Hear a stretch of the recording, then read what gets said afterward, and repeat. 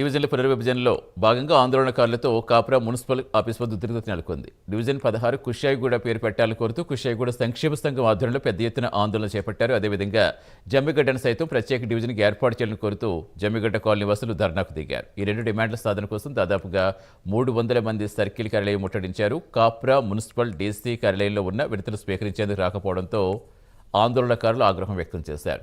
డీసీకి వ్యతిరేకంగా పెద్ద ఎత్తున నినాదాలు చేశారు. దీంతో సర్కిల్ ఆఫీసులో తీవ్ర ఉద్రిక్త పరిస్థితి ఏర్పడింది. కుషాయిగూడ ఎస్సీపీ వెంకటరెడ్డి, సీఐ భాస్కర్ రెడ్డి జోక్యం చేసుకుని డీసీని కిందకి పిలిపించారు. డీసీ ఇరు వర్గాల వాదనలు విని వినతిపత్రాలు స్వీకరించడంతో ఆందోళన సద్దుమణిగింది.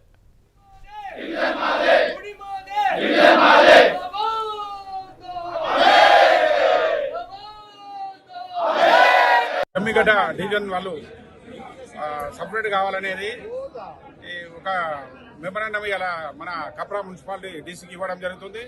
ఎందుకనంటే ఇంతకుముందు కూడా ఈ ఏదైతే కార్పొరేషన్లు ఉన్నాయో మనకు ఇంతకుముందు 10 డివిజన్లు ఉండేది. ఇప్పుడు కొత్తగా 16 డివిజన్లు అనేది ఏర్పడతాం అనేది తెలియపరిచారు. మరి వాస్తవం కూడా జమ్మిగడ్డ అనేది ఒక బ్రాండెడ్ అనేది ఉన్నది.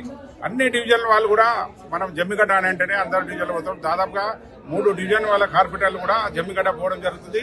మరి జమ్మిగడ్డలు మరి వాళ్ళు కూడా వాస్తవం కూడా జమ్మిగడ్డ అనేది వెనుకబడి ఉన్నది. మరి వాళ్ళకు చాలా కూడా వాస్తవం కూడా అన్ని డివిజన్లు కూడా కొంత వాళ్ళ వర్క్ అనేది బరాబర్ జరగడం లేదు. వాళ్ళకే ఒక కార్పొరేటర్ అనేది సపరేట్ చేయడం వల్ల మరి వర్క్స్ కూడా స్మూత్ గా అయితే నూతనంగా ఏర్పడేసిన 300 డివిజన్లు అందరికీ సంతోషకరమే. కానీ కాప్రా మండల్ మా జమ్మిగడ్డ పరిధిలోని మా ప్రాంతాన్ని దాదాపు 4 డివిజన్లకు చేర్చారు. ముఖ్యంగా మా మనవి ఏంటంటే మా 18-19 కాలనీలు అన్ని కలిసి మావే ఒక 30 నుంచి 40 వేల ఓట్లు ఉన్నాయి.